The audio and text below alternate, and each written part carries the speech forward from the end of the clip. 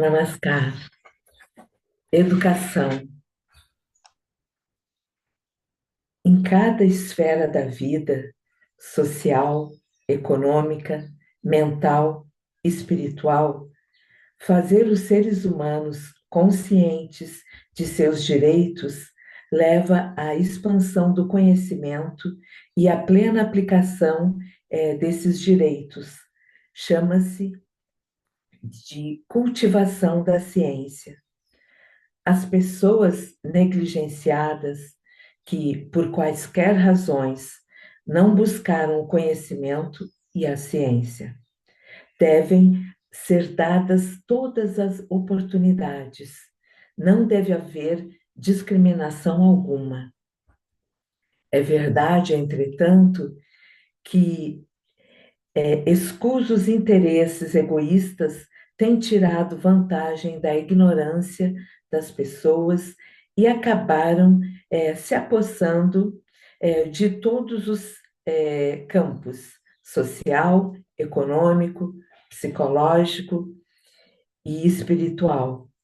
Eles não querem que os ignorantes recebam a luz da sabedoria, ou que os de casta baixa subam a escala social, ou que os famintos tenham refeições completas, ou que os supersticiosos abandonem suas superstições.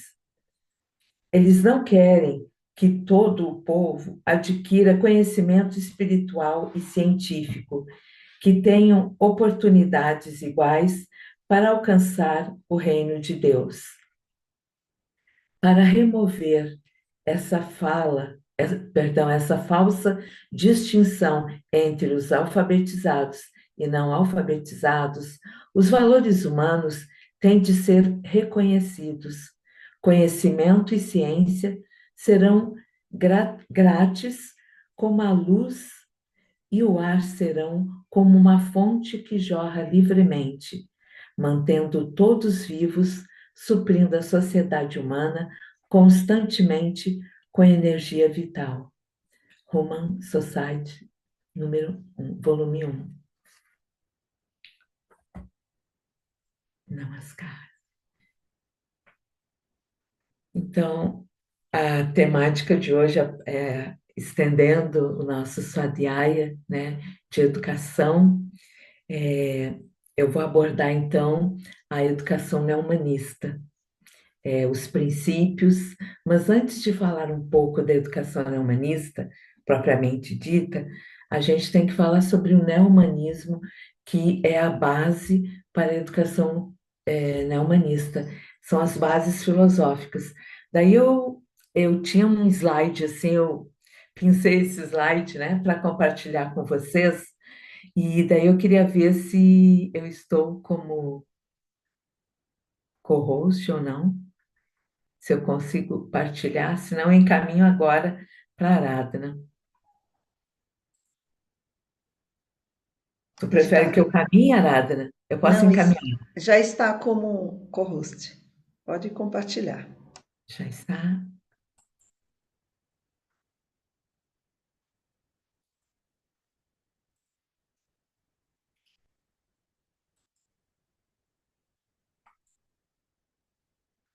Todos estão vendo? Sim? Perfeito. Perfeito, tá. Então, aqui eu vou abordar, porque é um tema muito profundo, e eu vou falar um pouco sobre alguns pontos, tá?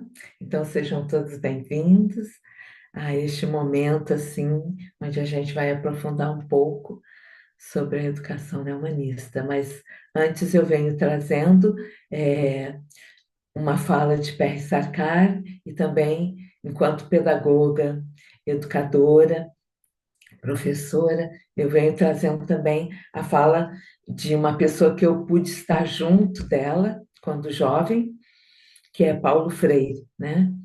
E que o Dada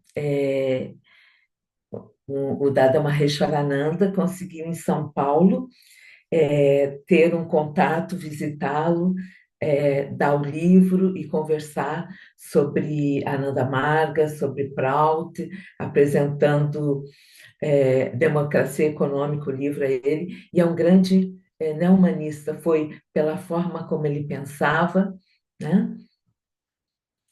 Então vamos nós aqui.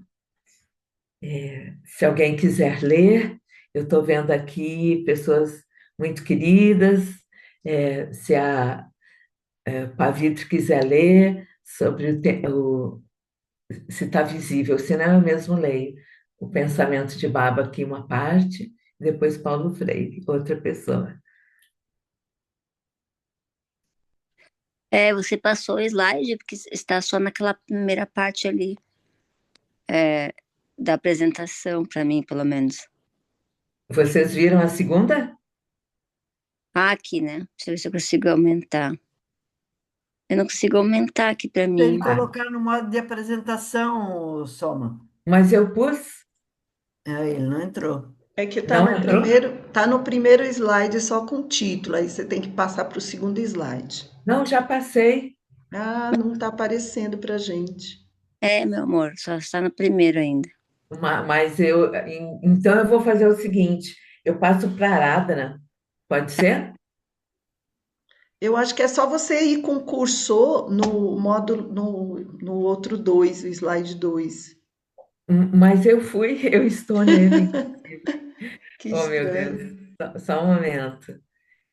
Já fui até para o 3. Ah, Primeiro, segundo. É, Coloca ele, como apresentação de slide, Soma. ele não está Então, peraí que eu mudando. vou. Eu acho que tu tem que compartilhar de repente uma outra tela. Veja se não está errada a tela que tu compartilhou. Não, eu fui no share, né? E vocês estão vendo diversos aqui. Estou no outro. nossa, veja você. Vamos ver aqui. Ai, pescoço. Assim vocês veem? Sim, só que a primeira página. Sim, sim. Mas Sim. agora vê se enxergam a segunda. Não, só tem os quadrinhos do ladinho mostrando. Agora sim. Agora deu. E Agora daí, eu vou aumentar. enxerga a segunda? Sim. Enxerga? Ok. Não, eu estava fazendo tudo igual. Esse cursor aqui, eu talvez. Bom, então, se alguém se sentir à vontade para ler sobre, né, o pensamento de Sarkar, sobre educação. Queres que eu leia aqui? Uhum. Tá. Namaskar. Educadores são aqueles que muito, aprendem muito, lembram muito e fazem o uso do seu conhecimento na sua vida prática. Para Barra Sarkar, 1982. Agora o Paulo Freire. A educação é possível para o homem porque este é inacabado e sabe-se inacabado e sabe-se inacabado. Isto leva à sua perfeição. A educação, portanto, implica uma busca realizada por um sujeito que é o homem. O homem deve ser o sujeito de sua própria educação. Não pode ser objeto dela. Paulo Freire, 1979, página 14. Namaskar. Obrigada. Então, o Baba se refere, né, à educação, porque tem muitas pessoas que têm conhecimento, mas não colocam na vida prática. E ele diz que daí vai perdendo o valor, que a gente tem que colocar na nossa vida prática e também sermos exemplo, né? Então, vamos ver, eu passando para outra aqui, vocês me falem. Deu? Ainda não. Oh, meu Deus. Será que é esse cursor? Vamos ver. Deu? Se você usar o mouse para clicar em cima do slide, clica lá para abrir. Pois é, eu usei o slide e não deu. Daí eu. Gente, o que está acontecendo? Sim? Não. eu vou ter que interromper, porque não é alguma coisa, eu estou usando o cursor e nada, o mouse, perdão. Ainda não. Não. Tá, então eu vou voltar naquele sistema que vocês estavam vendo, e todos os slides pequenos, que daí pelo menos é uma forma que todos se enxergam. Tá dando? Tá dando para ver? Sim, Agora Sim. deu. Isso. Tá, mas deu pequenininho, né? Mas Não, vamos. não. Foi para a tela, foi para o centro. Ele se ampliou. Certo. Terceiro. Isso. Então, eu costumo com os educadores contar essa história, como tudo começou, né? Então, neste ano de 1982, que Baba apresentou, né, o neo-humanismo oficialmente para o mundo ocidental e oriental. Então, essa abordagem, né, denominada neo-humanismo, é, é própria dele, né? Inclusive, tem o primeiro livro, que é este aqui, A Liberação do Intelecto, que é super antigo, como eu aqui, né? Ele é baseado nele que eu venho trazendo os outros slides, tá? E mais atualmente tem uma outra edição, não digo mais ampliada, mas uma nova edição, que é esse que todos vocês conhecem. Eu acho que eu vou ter que acender a luz aqui, dá para ver, né? Sobre o neo-humanismo. Tá? Aqui fala sobre ecologia, espiritualidade e expansão mental. E quando Baba inicia o livro, né, falando, ele aborda dois tipos de sentimento que a gente vai só ver de uma forma mais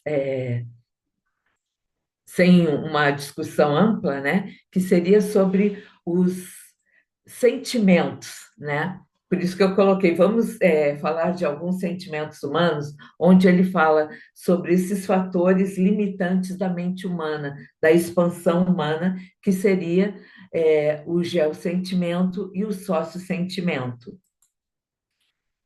Em relação ao sócio-sentimento, o que ocasiona, né, o que ele chama de fator limitante também, né, em relação. O geossentimento ele se subdivide em geopolítico, geoeconômico e georreligioso.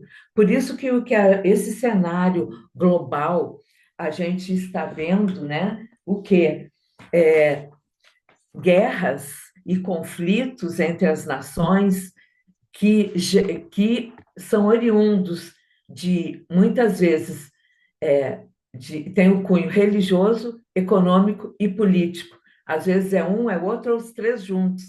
Não é? Então, é muito perigoso, porque isso vai gerar os complexos, né? Complexos de inferioridade ou superioridade. Por isso que Paulo Freire, sempre que eu falo em educação, eu cito também a máxima de Paulo Freire, que é quando a educação não é libertadora, o sonho do oprimido é se tornar opressor. Então, por isso que a educação neohumanista ela vem trazendo essa abordagem que ela vai trabalhar todas as dimensões humanas, né? Para que a gente possa trabalhar o que se chama agora de cidadania global, onde você começa a ter esse sentimento mais universal. Então, as guerras são, né, e os conflitos, ou, por exemplo, o, o eurocentrismo, né, que a Europa, tudo que antigamente se achava, não, o que é europeu é melhor, livros, pinturas, roupas de todas as ordens. Então, isso é um geossentimento, porque aquele povo, aquelas nações, aquelas nacionalidades seriam melhores né? E não as que foram colonizadas. Então, é uma discussão bem ampla, mas é um dos primeiros temas que Baba fala do neo-humanismo para avançar. Por que que é importante uma educação neo-humanista? Depois vem o sócio-sentimento, né? Que o anterior já é o sentimento, Soma, eu nasci no Sul, Porto Alegre, mas estou em Minas. Um exemplo, as pessoas me perguntam por que que eu escolhi Minas, uma cidade do interior, um lugar bem distante para viver numa unidade mestra, né? É um ideal de vida, né? Elas perguntam por que que não fica no Sul, que é o primeiro mundo na concepção deles, aqui em Juiz de Fora, próximo em Minas Gerais. Então, aquilo é um geossentimento de discriminar, ao mesmo tempo de que uma região, ou quando o Nordeste, o Norte, ele, né, sofreu e sofre muita discriminação. Daí vem o outro sócio-sentimento que Baba coloca, que é muito sério também, onde as pessoas se reúnem por sentimentos, vamos dizer assim, de grupismo, né? Baba sempre falou que o único ismo seria o universalismo permitido, né? Porque todos os ismos dividem, né?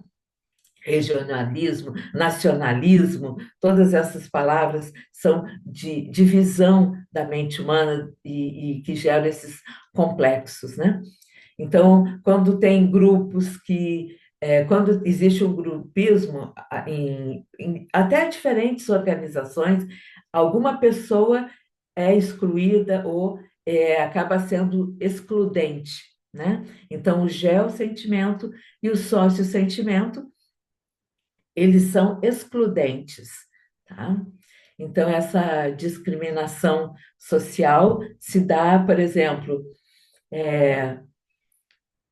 quem é da área médica, da saúde, os médicos se sentem mais valorizados que os enfermeiros e por aí vai. Daí tem associações, isso é bom, ter associações, mas não se dividir e sentir que aquele grupo é fechado, né? Então, o sócio-sentimento, ele vem muitas vezes com esse complexo de superioridade. Eu estou ali, meu grupo é melhor, eu sou. Até nós, em um dia, com a Didi Sushila, no Sul, no Retiro, foi criado Nós estávamos falando sobre neohumanismo, até algumas pessoas pensam dentro da própria Nanda Marga, vamos dizer assim, eu estou há tanto tempo. E você? Não, eu estou há menos. Não, eu estou há tal, há 30, 40. Então, a gente não deve ficar comparando, para não haver, né, essa questão de gerar no outro esse complexo de superioridade ou de inferioridade, né? Então, Baba aponta como superar esses sentimentos. Aí que vem a proposta da educação neo-humanista baseada no amor, no respeito, na diversidade. Ela tem base nos valores humanos, e onde todas as necessidades humanas sejam atendidas, né? Então, vamos ampliar aqui falando das dimensões humanas, que a educação, ela trabalha as camadas da mente. A gente apresenta no currículo, depois eu vou falar um pouquinho mais sobre isso, o círculo Brahmachakra, o círculo de Brahma, através de projetos, para a criança se sentir pertencente, né? Então, tem na educação, como eu estou já há uns 7 a 10 anos sendo apoio pedagógico da Didi Jaya no projeto, nós trabalhamos as palavras, né? Eu digo palavras mágicas, que na educação a gente trabalha primeiro o acolhimento, o encantamento e o pertencimento. Então, desde bebezinho, a criança ela é acolhida. Então, a proposta pedagógica ela está pautada muito em valores humanos, como eu falei para vocês, já vem com histórias que encantam, né? Vou passar aqui, não sei quem de vocês são educadores ou não, né? Mas Baba fala também sobre outro sentimento que vem, que é o sentimento humano, é um sentimento mais elevado, onde as pessoas começam a, a valorizar o humano, né? E na BNCC, na Base Nacional Comum Curricular do Brasil, tem esse campo de experiência que é o eu, o outro, o nós. Então, o currículo também é pautado sempre nas legislações, nas normativas, né, municipais, estaduais e federais. Então, o currículo neohumanista ele é vasto e ainda atende, contempla toda a legislação.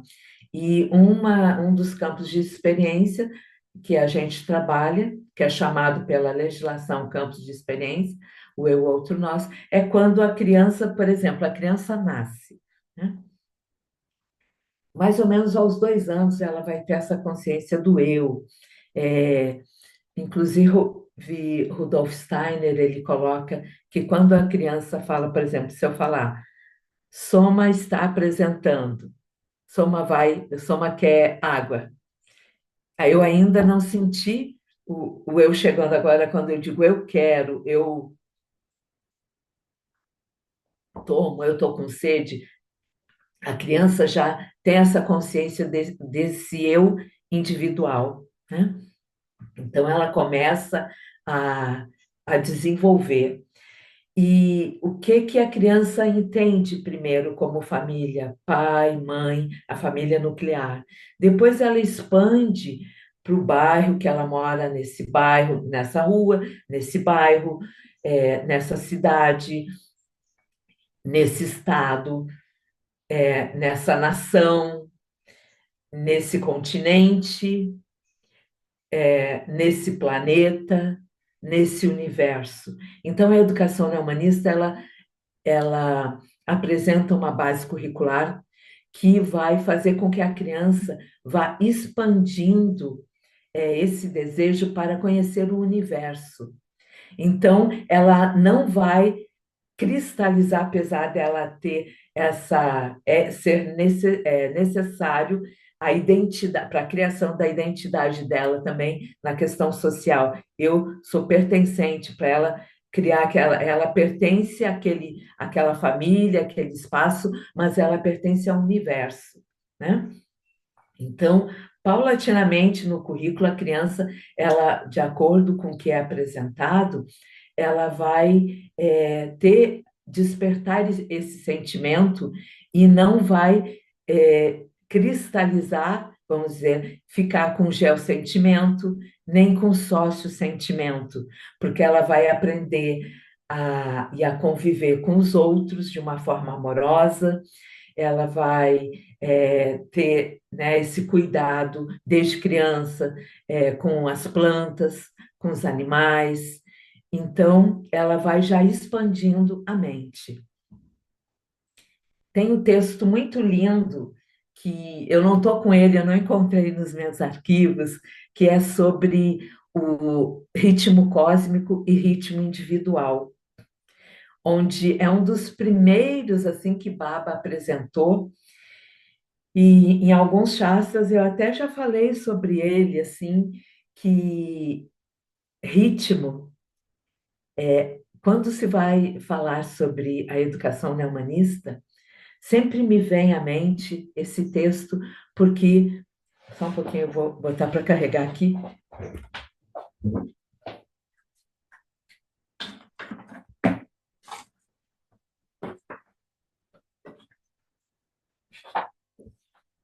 Isso. Tudo na vida é rítmico, né? A nossa respiração, nós que praticamos pranayama, né, do Tantra Yoga, nós que, né, até mesmo o mantra, né? Então tudo no universo é rítmico, as estações, os ciclos da natureza, temos uma bióloga aqui para reforçar, né? Então, nesse texto, Baba fala sobre o ritmo cósmico. O ritmo cósmico é como se ele estivesse ali regulando, modulando todos os ritmos do universo. Então, ele modula e controla o nosso ritmo, a nossa energia vital também, não é?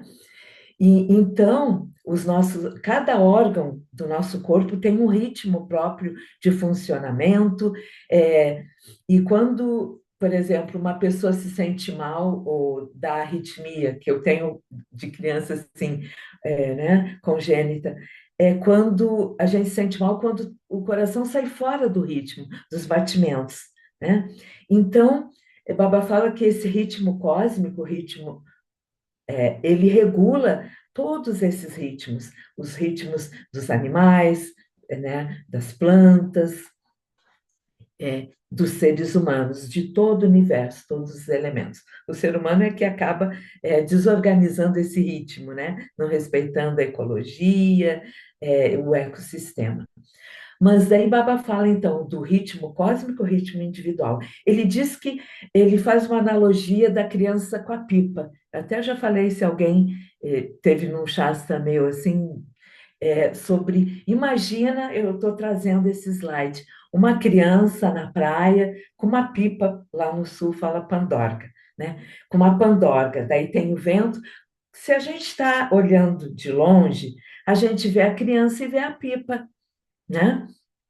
Então, é, ninguém vê esse fio invisível. Agora, a criança que está com a linha no dedinho, manuseando, ela sim sente. Então, o Baba fez essa analogia em relação ao nosso ritmo individual, que esse cordão é a nossa ligação com o ritmo cósmico. E tem horas que a gente se aproxima mais dele, de Paramacruz, né? Tem horas que a gente pode se distanciar, que a pandorga tem pandorgas que somem, né? Vão, cadê? Então, não está conectado ao ritmo cósmico. Então, a gente pode regular esse ritmo cósmico. E ele fala que o que é chamado, essa ligação, esse fio que nos liga do ritmo individual ao ritmo cósmico, se chama ritmo incantativo. O ritmo incantativo é a devoção. Então, é através da devoção que a gente se aproxima. Em outros textos mais complexos da filosofia, é o núcleo cósmico e o nosso núcleo individual, né? Então, quanto mais a gente se entrega, a gente vai indo para esse núcleo cósmico. Então, eu trouxe essa abordagem aqui para falar agora, tem tempo ainda um pouquinho, né? Para falar sobre as premissas, então, da filosofia neo-humanista, que antecede é a base filosófica da educação neo-humanista. Primeiro, que existe uma consciência cósmica, né? A filosofia, ela traz isso. Segundo, que todos os seres têm a natureza divina. Se a gente veio de Paramakrus, se a gente veio da criação, tudo da criação também tem essa natureza divina. E que existem dois tipos de conhecimento. O conhecimento dos fenômenos da natureza, os fenômenos científicos e o autoconhecimento. Então, normalmente, a educação tradicional, a maioria das abordagens, trabalham mais o conhecimento científico, trabalha até o nível da mente, do intelecto, mas não trabalha com aprofundamento o autoconhecimento. Então, a educação neo-humanista, ela vem trazendo, né, esse diferencial de trabalhar também esses dois tipos de conhecimento. Então, a gente já está encerrando aqui, porque é muito vasto, né? Mas eu trouxe só para inspirar vocês, né? Então, a educação neo-humanista, ela está, vamos dizer assim, é uma educação integral que trabalha todas essas dimensões, né, humanas. Nós temos o cuidado com o corpo da criança através da alimentação, alimentação sutil, né, saudável, respeitando as restrições. Quando se trabalha o corpo, na educação infantil, no berçário, a gente trabalha lá na Didijaya, estou me referindo agora ao projeto de lá. Nós trabalhamos a Shantala, trabalha-se também a questão, né, dos movimentos do yoga dos animais, dos bichos, porque a criança ainda não pode fazer a questão da respiração, né, da compressão de glândulas, então são movimentos dos animais, né? Trabalha-se também os sentidos, que são as percepções, como eu interajo com o mundo, como eu através dos meus sentidos, eu interajo com o mundo. Então, para ter o autocontrole, ali a gente trabalha os valores humanos, os yamas e niyamas, através de contação de histórias, de dramatizações, né? Ali já dá uma regulação no emocional.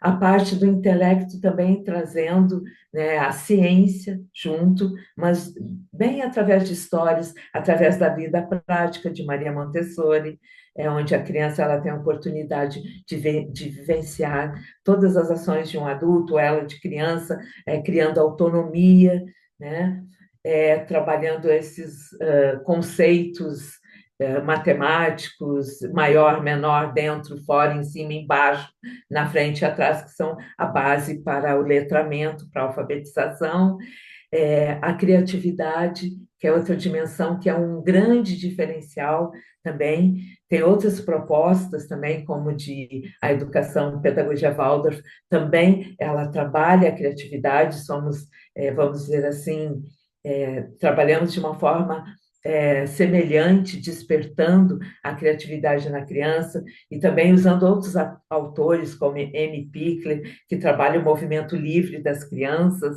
né? E a arte, todos os tipos de arte, dança, música, todas as expressões artísticas, e a parte mais para desenvolver a intuição, a gente trabalha o Kirtan, as crianças meditam, né? Porque cada vez que a gente escuta o Kirtan, a gente lembra que nós somos divinos, nós viemos da divindade, né? Baba, em outros momentos, ele fala que nós viemos da animalidade para a humanidade, da humanidade para a divindade. Então, eu encerro aqui o que eu já tinha falado com vocês, né? Então, imagine um ser saudável, ético, racional, inteligente, porque ele não vai aceitar esses dogmas, essas imposições, né?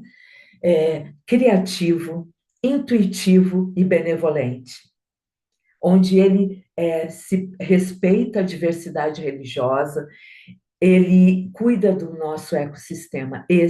Essa é a criança, é o ser neo-humanista, né? Que teve essa oportunidade de receber essa educação neo-humanista. E o Baba, no último volume de Prout, ele fala da fraternidade cósmica. Aí sim, a gente pensa numa fraternidade cósmica, porque até então está tão difícil a gente pensar nesse cenário global, né? Mas e Baba sempre inspirou de abrir, né, fundar núcleos de estudo ou contraturno ou escolas de educação infantil, porque é através da educação que a gente vai trazer, como eu iniciei na fala, né, vai expandir a mente, o coração dessa criança e se tornar um verdadeiro sadvipra, né, uma pessoa que vai mudar a humanidade, ajudar, né, a construir esses tijolinhos. Me alonguei um pouquinho, né? Mas só para finalizar, então, essa cidadania global ela vai se dar através de sair do estado do ego, para o eco. Aí sim, a gente vai desenvolver o sentimento devocional. Namaskar. Obrigada. Ai, muito obrigada, Soma. Que lindo. Enquanto você falava, eu só fiquei pensando numa questão, que para tudo isso acontecer, há uma necessidade de trabalhar os educadores, né?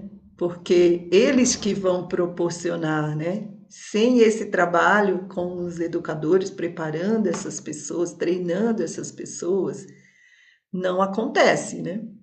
Eles que vão realmente desenvolver tudo isso. E aí que você entra, né, na formação desses professores, né? Fazendo não só um treinamento inicial, mas mantendo, né? Porque assim como a gente que está nesse caminho, de vez em quando precisa ir no retiro para se fortalecer, para compartilhar, para se irmanar, se inspirar com os outros irmãos. Imagina que esses professores que têm uma jornada pesada, né, difícil de conciliar o turno de 8 horas com as suas atividades individuais e familiares. Então, eles vão se desgastando e vão perdendo, né, também essa conexão. Então, queria só pedir para você complementar um pouquinho como acontece esse processo de preparar essas pessoas para que elas possam assegurar esse lindo, maravilhoso trabalho. Ok, realmente é um grande desafio, né? Por exemplo, eu fundei a Escola Rural Sol Nascente há 35 anos aqui na Unidade Mestre, né? Então, como eu sendo MARG desde jovem, LFT e tal, eu comecei a ter contato, só para te falar como que esse percurso, a gente não tinha materiais, né? Apesar que em 82 Baba colocou, e daí a Didi Ananda Mitra, nas Filipinas, ela desenvolveu um material para um treinamento, para um projeto, e aquele treinamento virou um manual, que eu nem gosto de falar manual, nem apostila, eu acho que são orientações pedagógicas, né? Mas ela criou um material e aquilo as pessoas se apropriaram porque não tinha nenhum tipo de material. Então, desde 1982, o que ia chegando mimeografado por carta, eu tenho alguns registros assim, eu ia juntando e como eu sou da área da educação, para mim era fácil sendo MARG, fácil não, era assim mais fácil para entendendo a filosofia e estando no chão de sala também ali tanto, né, no papel de diretora, coordenadora, era tudo ao mesmo tempo.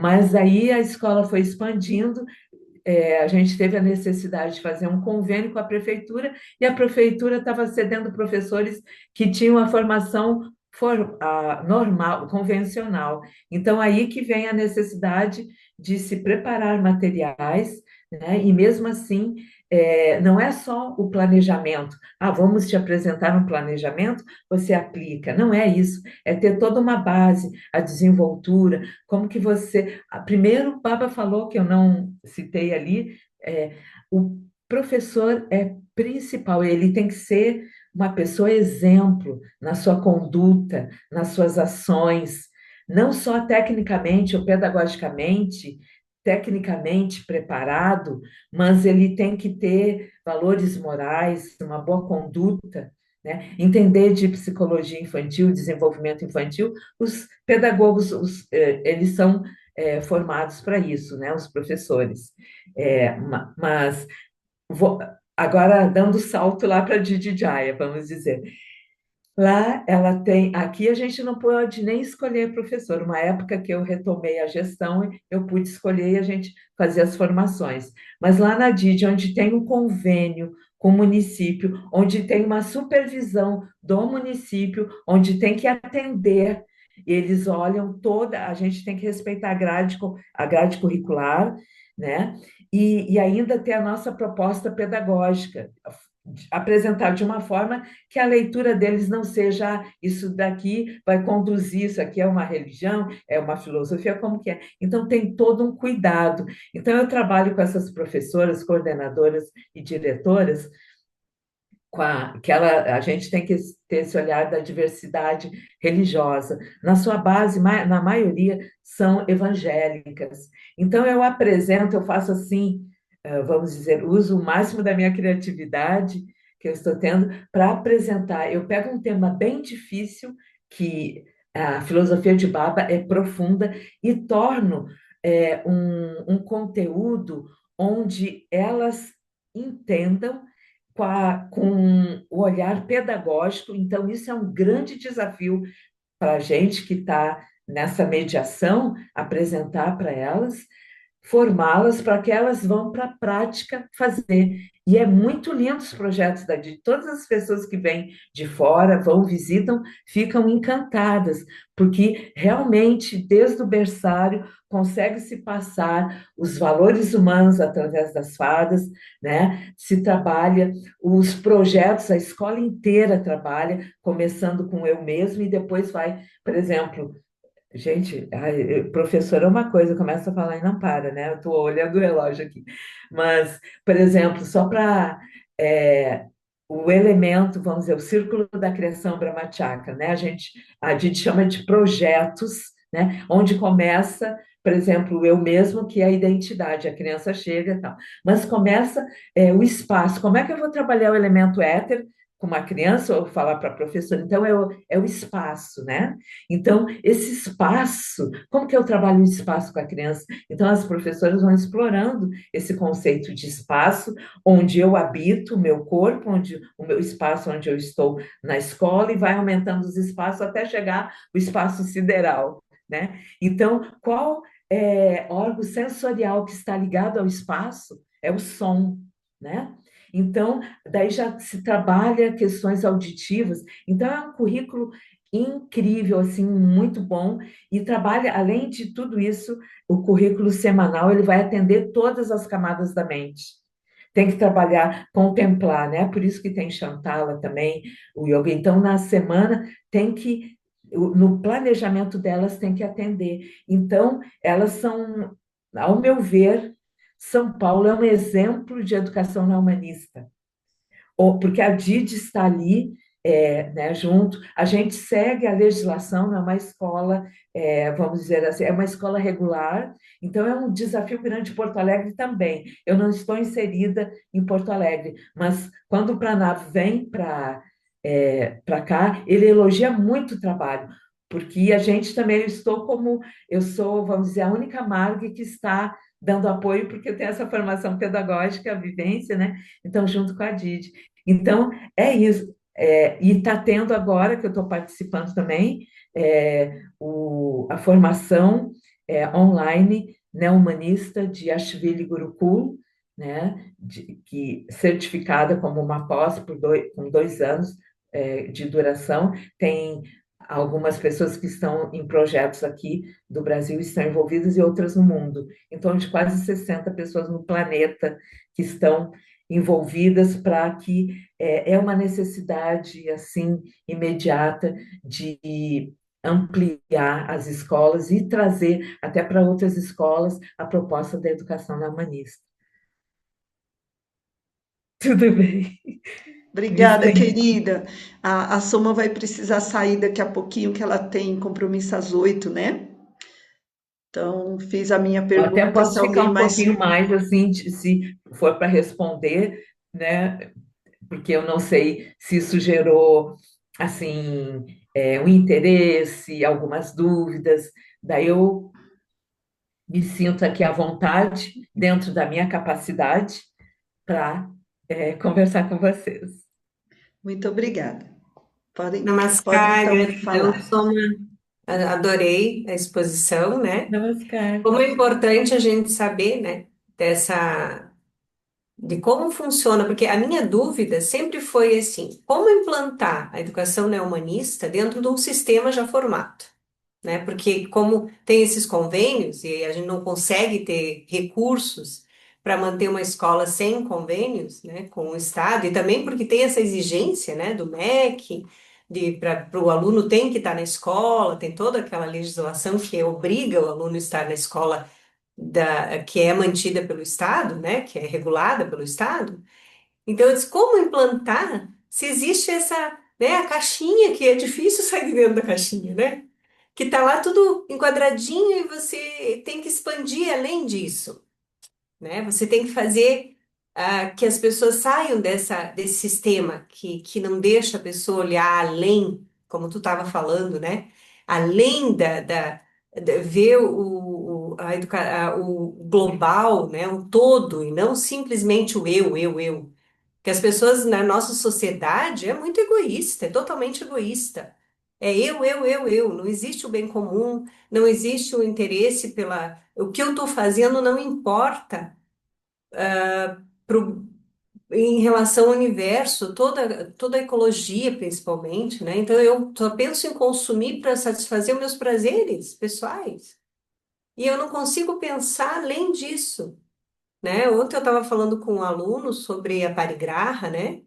Da importância disso, que é tão importante você ter consciência no que você consome. E isso eu acho que é algo que veio assim, engraçado que eu tinha preparado para falar com ele, e ele chegou na aula, porque é um aluno de yoga terapia, e ele chegou me trazendo esse assunto. E exatamente esse assunto que nós estamos falando aqui.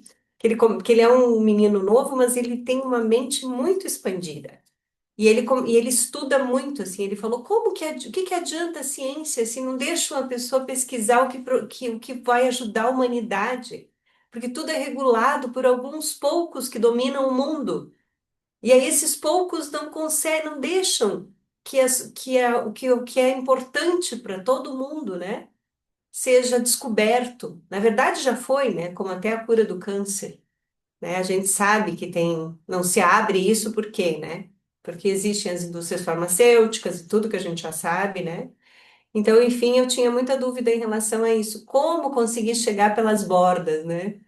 E sem que eles percebam, conseguir que as crianças enxerguem além do que eles querem que enxergue, né? Então, eu achei bem legal, assim, saber que você já está trabalhando com isso, né? Pensando, assim, como fazer isso. E eu acho que é muito importante, né? Que a gente consiga ir quebrando esse sistema aos poucos, né? Não, Namaskar. Gratidão. uma colocação. O que me alegra é que o Paulo Freire, que é um neohumanista inato, ele está dentro dessas escolas, né? Das universidades, assim. Então, já tem muita gente que consegue já chegar a ter esses pensamentos e, de uma forma ou outra, já se trabalha, não é nessa dimensão desse fio que a Soma colocou, mas já está bem mais próximo do que se não tivesse, pelo menos, nosso Paulo Freire, né? O Leonardo Boff, outros pensadores maravilhosos que estão dentro dessas instituições, né? Eu fiquei pensando muito que agora vai ficar gravado e eu vou amarrar minha filha numa cadeira, porque ela está fazendo pedagogia na UFSC. E é o meu sonho que ela abra essa cabeça dela e que ela aceite conhecer, pelo menos ter um contato mais com a educação neo-humanista. Claro que eu procuro, dentro do meu possível, ser uma neo-humanista, mas eu gostaria muito que ela visse esse teu de hoje, que ele é bem, né, só uma introdução, mas que ela conseguisse assistir, sabe? Tomara que ela, eu vou de filha, só assiste isso. Tomara que ela se aceita assistir, porque imagina plantar essa sementinha dentro dessa menininha, que foi uma menina que foi batizada pela Nanda Marga, né? Que se afastou, tal, mas que tem uma mãe, né, humanista, né? Imagina o que ela pode fazer dentro se ela não seguir no humanismo, mas se ela se interessar em conhecer, a seguir ela vai seguir, mas tipo, se ela não for uma professora, né, humanista, ela quer ser uma professora Waldorf, né? Mas imagina se ela consegue ampliar os conhecimentos para esse mais essa mais profundidade do neo-humanismo, né? Quanto ela vai poder também, uma jovem, né, vai poder fazer também né, pelos seus alunos e as pessoas que ela tiver contato, né? Então vai ser ótimo que isso aqui ficou gravado, porque eu vou passar assim, como é que é? Vou mandar para várias pessoas assistir hoje isso, porque é bem importante. Namaskar, muita gratidão de te ver, Soma. Ver você sempre, toda sexta-feira, para mim é muita felicidade. Obrigada. Namaskar. Gratidão, Soma. Gostei muito da explanação. E quando a gente fala, né, em formação de professores, as pessoas muitas vezes pensam que é só a gente apresentar alguma coisa nova, né? Para os professores que eles mudam de atitude, ou as pessoas mudam de atitude. E são concepções, né? São concepções muito enraizadas e historicamente construídas, né?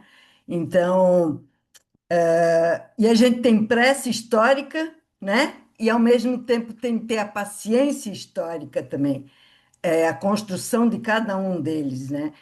E esse respeito vai partir do exemplo, né? Vamos dizer, se as pessoas começam a dar o exemplo dessa educação nas mínimas coisas da nossa rotina, isso vai passando para as pessoas e elas vão assumindo isso de uma maneira mais natural, né? Porque senão a gente não muda nada, né?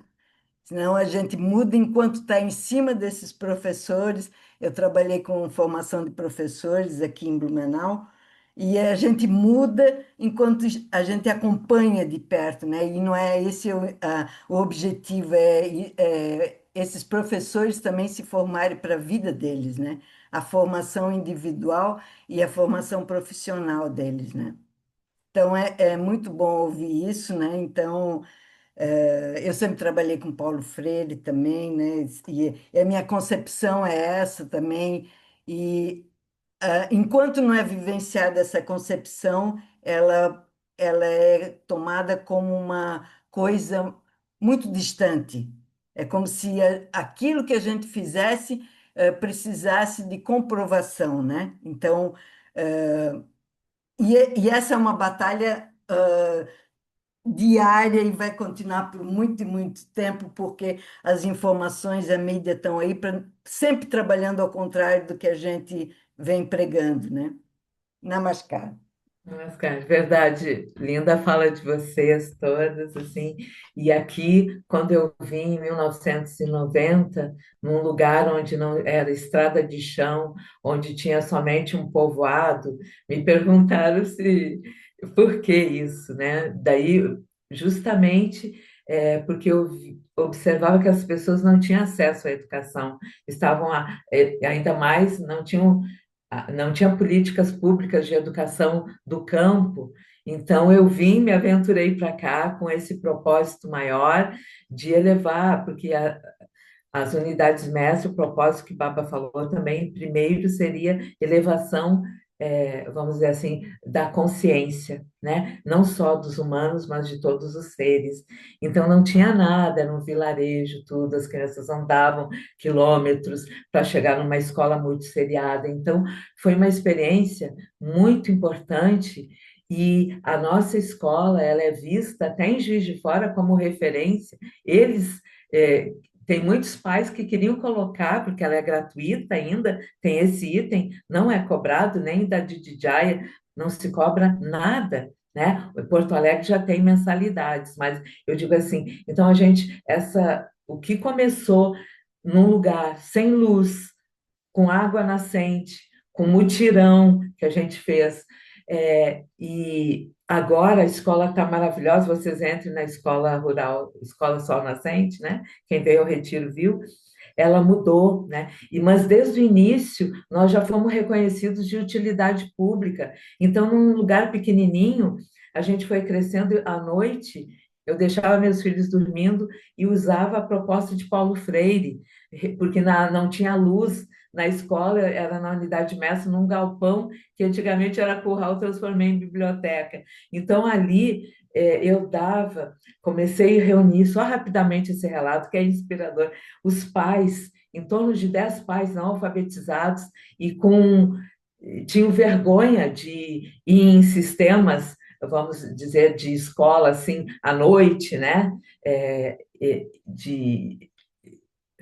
De alfabetização, porque eles eram adultos e tinham adolescentes. Então, eu reuni essas pessoas, que um deles, que me emocionou muito também, ele pegou e disse assim, Soma, depois de um tempo, eu não consigo segurar no graveto quero o lápis, porque o dia inteiro eu estou na enxada, eu seguro o bastão. Isso me tocava muito.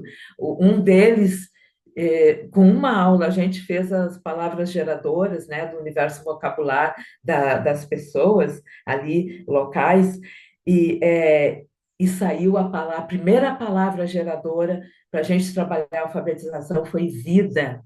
Olha que riqueza! E dessa palavra geradora vida, naquela época utilizei as famílias silábicas, né? Da Dedidadu, Vavevi, Vavu, e tinha um deles que ia, às vezes, pegar um ônibus a 12 quilômetros, pegava o ônibus, descia, e ele sempre pedia para uma pessoa ler. E ele disse, ele chegou, Soma, eu tenho uma coisa, com o olhinho brilhando. Um senhor que retira leite, né? Retirava no pasto 3 horas da manhã, ia para descer com gado, era retireiro de leite. Daí ele disse que quando ele estava no ponto de ônibus, ele olhou e viu o ônibus e reconheceu a letra V, que era da palavra vida. Ele atacou e ele disse: Soma, eu acertei, eu não precisei de ninguém para me falar que era Monte Verde. Olha só, Monte Verde. Olha a inteligência dessa pessoa. Ele lembrou da família silábica, que eu fiz assim, né, de papel, craft, tudo muito assim, antigo, coisas doadas.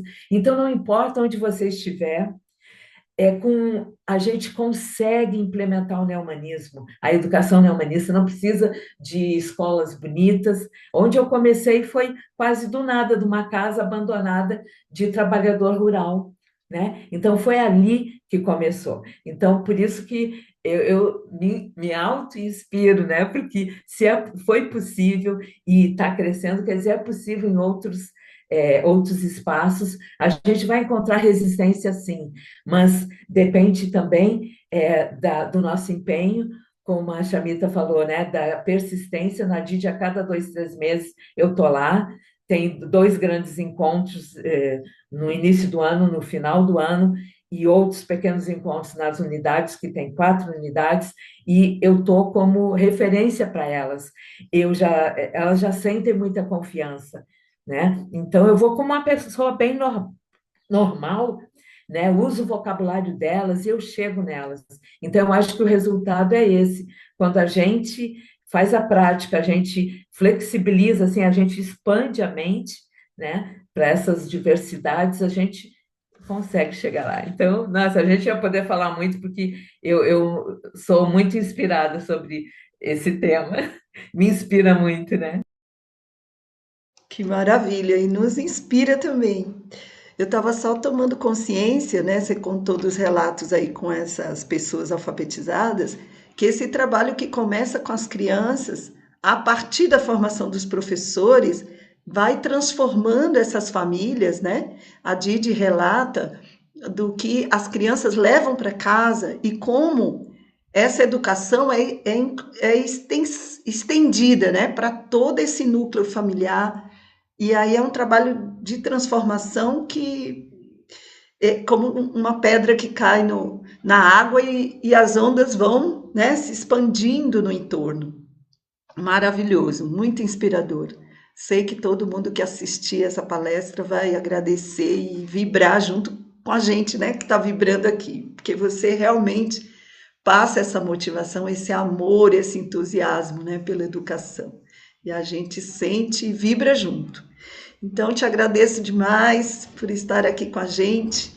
Tive outras ideias, né, de te convidar para outras ocasiões, mas eu queria te pedir, Salma, para você compartilhar com a gente, quando você achar esse texto que fala do amor universal e do amor individual, né, esse ritmo do amor Ritmo. universal e individual.